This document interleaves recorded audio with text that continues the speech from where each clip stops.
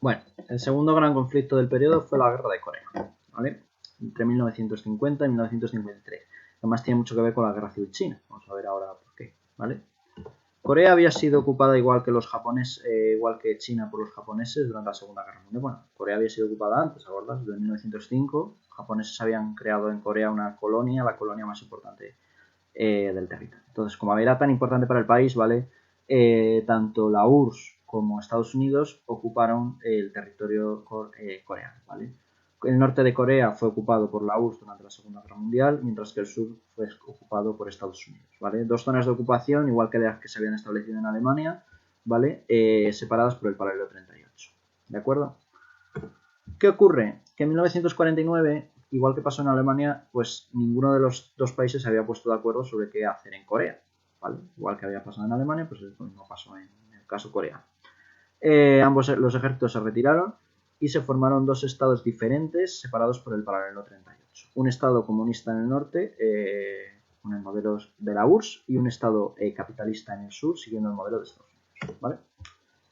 ¿Qué ocurre? Que en 1949 ganan los chinos en China, la guerra civil china, ¿vale? Ganan los comunistas, perdón.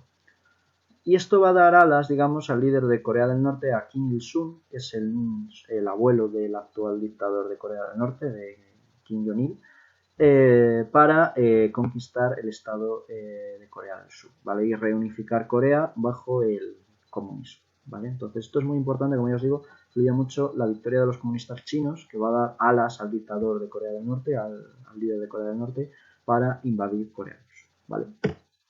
La guerra fue bastante complicada y tuvo tres fases, ¿vale?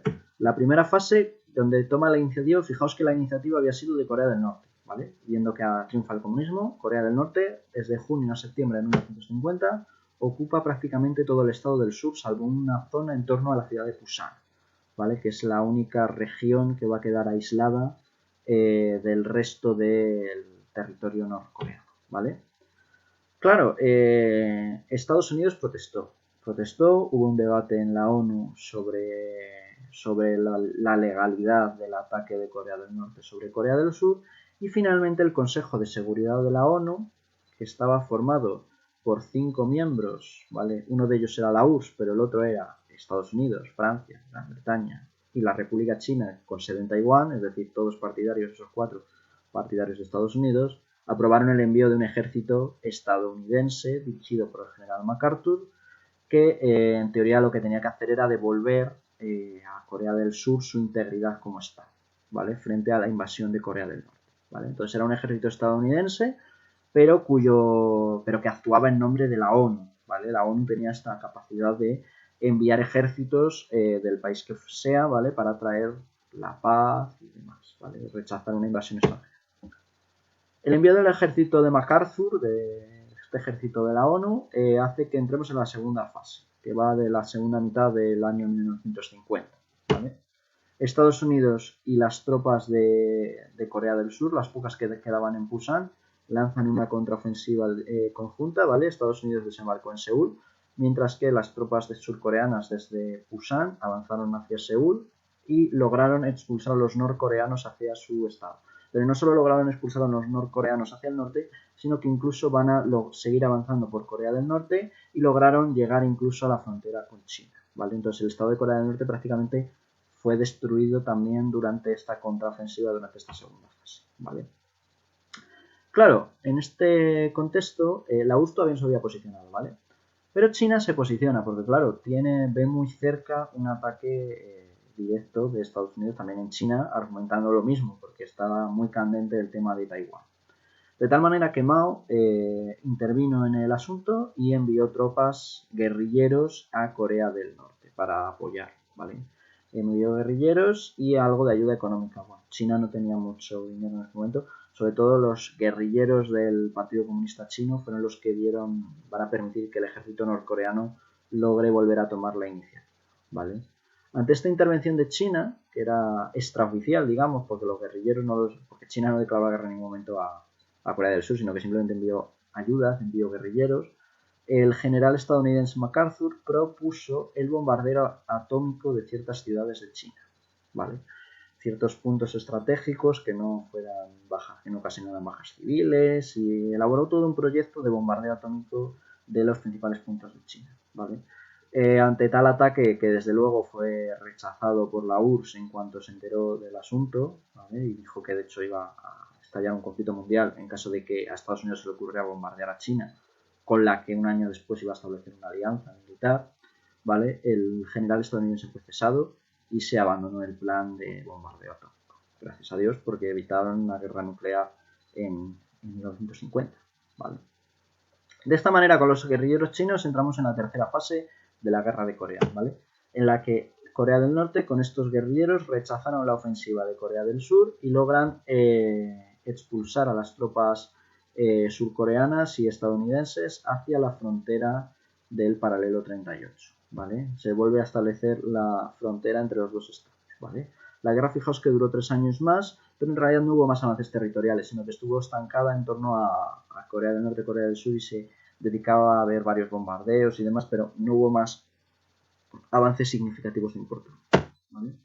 Finalmente, ante el estancamiento de ambos bandos, y que no parecía que eso fuera a tener mucha salida, si ninguno de los dos potencias, en este caso China y Estados Unidos, intervenían de alguna otra manera, ¿vale? Que habría sido la iniciativa estadounidense la que habría generado mayores problemas, se decidió firmar la paz. Se firmó la paz en un pueblecito fronterizo, en Panmunjom, en 1953, y se acordó la existencia de dos Coreas separadas por el paralelo 38, igual que estaban al principio de la guerra, y separadas por un área desmilitarizada, es decir, un área que estuviera sin tropas y que sigue actualmente, este tratado sigue hoy día actualmente vigente, ¿vale? Esta guerra fue un poco, si veis, no tuvieron ninguno de los dos bandos ningún beneficio, ¿vale? Pero es el típico conflicto de la Guerra Fría, en el que hay un país dividido en dos partes, una capitalista y una comunista, y ambas reclaman unificarlo bajo ese mismo proyecto, ¿vale? Estados Unidos no declara la guerra directamente a Corea del Norte, sino que actúa siempre en nombre de la ONU, en nombre de una organización internacional. Y la URSS normalmente tampoco declara la guerra, sino que lo que hace es enviar ayudas, en este caso a través de China, ¿vale? A lo que serían los estados comunistas, ¿vale? Son conflictos que se dan siempre en zonas aisladas, zonas importantes, pero no entre las dos potencias directamente, y sería un típico conflicto de la Guerra Fría, ¿vale? Lo que se ya conoce como conflicto periférico. Igual que lo es la guerra de Vietnam, que vamos a ver después, ¿vale? Sería un conflicto del mismo estilo. Es importante que tanto la guerra civil china como la guerra de Corea tuvieron importantes consecuencias en el bloque capitalista. Estados Unidos desarrolló la teoría del efecto dominó en el Pacífico. La teoría del efecto dominó dice que si un país cae bajo el bloque comunista, esto provocaría la caída de otros muchos países en el bloque comunista, que finalmente harían perder a Estados Unidos y al bloque capitalista totalmente todo el dominio que tuviera sobre Asia, ¿vale? Y esto era un conflicto muy grave, porque acordaos que Japón, después de la Segunda Guerra Mundial, era uno de los grandes aliados de Estados Unidos. Entonces, claro, Estados Unidos no podía permitir perder esa base económica en el Pacífico, ¿vale? Entonces, ¿qué hizo Estados Unidos para evitar este efecto dominó, esta teoría del efecto dominó, que es lo que trata de evitar en Corea y luego va a tratar de hacer en Vietnam también? Amplió sus alianzas militares para frenar posibles ataques, ¿vale? Y estas alianzas militares lo que tratan es de cercar, de aislar al bloque comunista, ¿vale? Y bloquearlo frente a posibles ataques. De esta ampliación de esta época es la ampliación de la OTAN, ¿vale? En la OTAN entran estados que hasta el momento no habían entrado cuando se habían formado. Estados más polémicos, si fijáis, entra Turquía, que es un estado que la URSS no quería que entrara por la cercanía que tienen a ellos, ¿vale? Entra Grecia, que acordáis que había sido uno de los principales motivos de la ruptura de las relaciones, porque Estados Unidos había apoyado a los monárquicos en contra de los comunistas griegos. Y entra la República Federal Alemana, que en un primer momento había quedado excluida de esa OTAN, precisamente para no causar un conflicto en Alemania, ¿vale? Pero no solo esto, sino que lo que van a tratar va a ser de cercar a la URSS y a China por toda la zona del Pacífico. Se crea la llamada Organización del Tratado del Sudeste Asiático, que sigue hoy día activo, de hecho, en 1954, llamada SEATO, ¿vale? ¿Qué es esta SEATO? Es un tratado que engloba a prácticamente todos los estados del Pacífico que tienen ideología capitalista, ¿vale? Aquí tenemos a Filipinas, que es muy importante porque había sido colonia estadounidense y se había declarado independiente después de la Segunda Guerra Mundial. Tenemos a Australia y Nueva Zelanda, ¿vale? Trataba de acercar a la URSS por el sur. Tenemos a Tailandia, ¿vale? Que había sido siempre estado neutral en la zona de Indochina. Acordaos que fue el único estado que no se conquistó durante el colonialismo, ¿vale? Porque la zona de la izquierda era británica y la zona de la derecha era francesa, por lado. Y Pakistán, que era este estado que surge en esta región después de la descolonización de la India, ¿vale? Porque la India andaba medio aliada, no era aliada, pero sí le gustaba la planificación de los chinos, del sistema comunista. No era comunista del todo, pero digamos que no estaba en ninguno de los dos bloques, pero si hubiera podido estar en alguno se habría inclinado más hacia el comunismo. Entonces no entró la India en esta organización, pero sí Pakistán, ¿vale? Que era claramente antirruso además. Esta SEATO es importantísima porque trataba de crear una línea para englobar a todos los países de esta región, ¿vale? Y frenar las aspiraciones de los soviéticos, de los comunistas sobre el resto de ellas, ¿vale?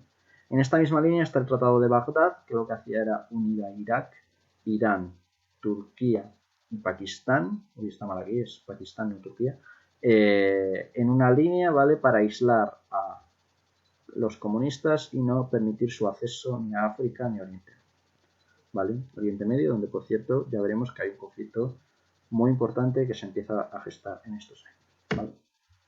Y luego van a hacer ciertos tratados bilaterales, tratados entre dos potencias para acabar de encuadrar un poco las alianzas en el Pacífico. Uno fue el tratado bilateral con Japón, que prácticamente es un estado satélite de Estados Unidos, porque es un estado controlado por Estados Unidos totalmente, después de la Segunda Guerra Mundial. Es el tratado que firman con Corea del Sur y es el tratado que firman con Taiwán, ¿vale? De tal manera que cercan por este lado. ¿Por qué hacen un tratado bilateral y no lo meten en una organización de estas tan más amplia?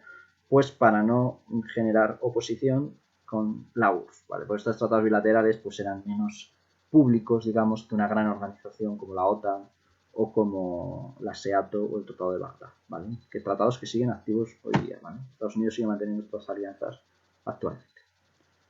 Y no solo tuvo consecuencias para la ampliación del dominio capitalista sobre la zona del Pacífico y Asia en general, sino también porque dentro del interior de Estados Unidos se va a desatar una fortísima oleada de anticomunismo, ¿vale? Es decir, los estadounidenses van a buscar enemigos dentro de su propio país, considerando que cualquier, digamos, persona que simpatizara con el comunismo era una amenaza, una posible amenaza pública a la seguridad de Estados Unidos, ¿vale?